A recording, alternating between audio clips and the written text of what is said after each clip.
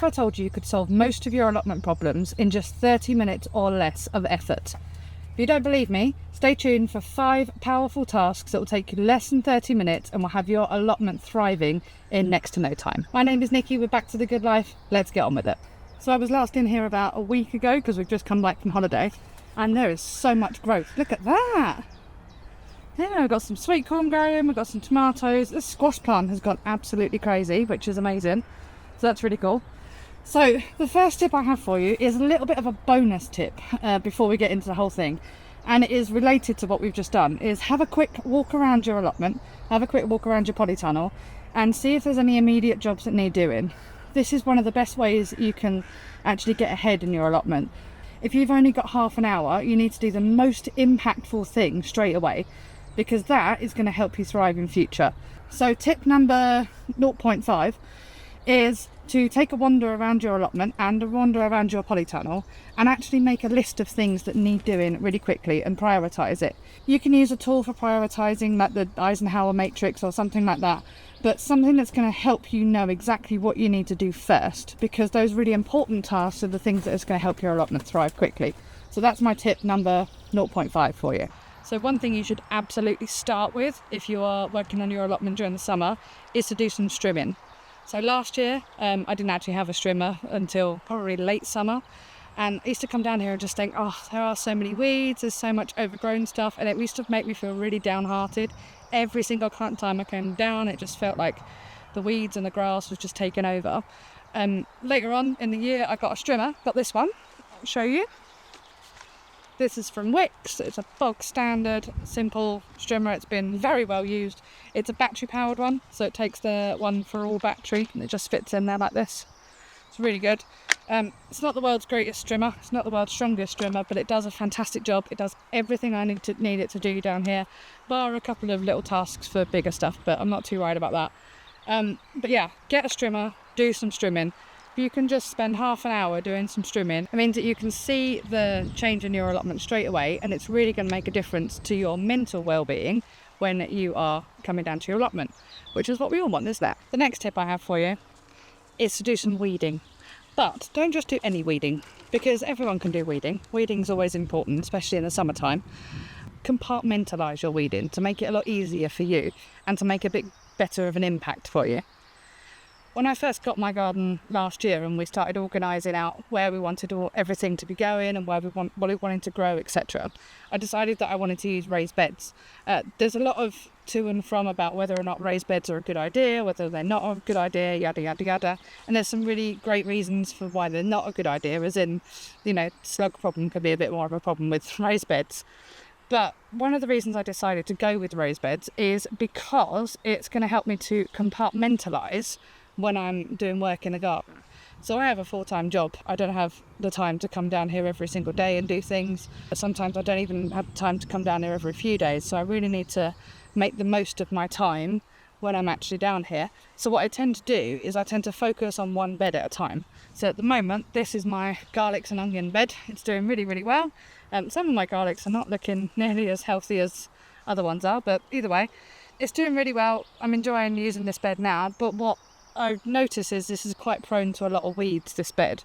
We did do the covering it over in the winter thing. Having raised beds allows me to actually come in, weed one bed. I know that I've done something, I'm pleased that I've done something, and I can go home then. Otherwise, I'd kind of look at my whole garden and think, there's a lot there that I need to be doing but haven't done. So yeah, this tip is all about weeding your garden, but weed it in patches so you know that you've actually got some success. So the next tip I have for you is to spend some time planting out and sowing seeds. Again, that sounds like a really simple thing, but at the beginning of summer we have lots and lots to do in the garden, and those jobs are coming in absolutely rapidly. So I'm going to put you down here for a second. There we go.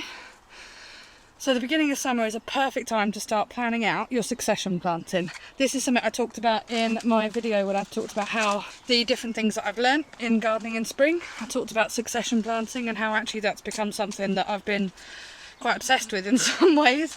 And as you can see here, this is my little propagation area. I've got loads of stuff that is either ready to go out or it's busy growing on and becoming a bit bigger. So for example, this little pumpkin here, show it to you here. How cute is that? Very, very pleased with that. That little pumpkin's doing really well. That's going to continue growing and it will obviously go out at some point. I've got some sweet corn here, which is probably way too big for the pot that it's currently in. So that's going to need to actually be planted out. Spoiler alert, I have no idea where I'm going to plant it. So I might take it home and show it to G and I'll be like, look, I've grown pumpkin. He'll be like, why is it in the house? I'll be like, because I don't have any more room at my allotment. So yeah, that's good. But that's my other tip, is make sure you're spending some time sowing seeds, planting out and transplanting and things and up-potting it and stuff like that. Because then you're going to get to see what space you have, what space you're going to need, and hopefully you get to plan for, you know, actual good harvests. So that's a top tip for you right there. Next tip I have for you involves a torch and some beer. And you'll be happy to know that it involves getting rid of the gardener's worst nightmare, pests. Early in the night time and early in the morning are the best times to go and get those sluggy little we don't like in the garden. Slugs will absolutely destroy your allotment, and if you can spend half an hour just doing a bit of slug control, either in the morning or the evening, you'll be in a much better position. Now, excuse me, I'm going to go off and drop some slugs into some beer. I can't promise they're going to survive, but at least they're going to go out smiling.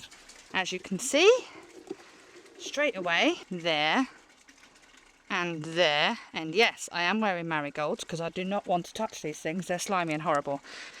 This interloper and that interloper, and there's probably going to be a few more in various parts.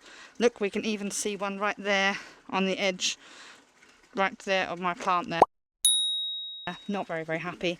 So these are all going to get dunked into my little beer trap over there, and hopefully they will have a nice swift exit with any luck. Anyway, here we go. The thing about slugs is they never seem to eat things that you're not that bothered about. They always seem to eat things that you really are that bothered about. This is my little pot full of slugs now. Slugs in beer. Lucky them. Look at them. Sluggy little nightmares. And those horrible little things will hide under anything. We don't like slugs. Pop them in the beer. That's it. See, look, we've got another one hiding here. Horrible things. Pop it in the beer. At least they're going to go out happy. Look, there's one there hiding. It's just finished scoffing me marigold, that's why. Put it in the beer. Goodbye, slug. And snails as well, we don't want them either. So, spend half an hour wandering around your plot and wandering around everywhere else, getting rid of slugs. And actually remove them. If you've got chickens, give them to your chickens, they'll love them.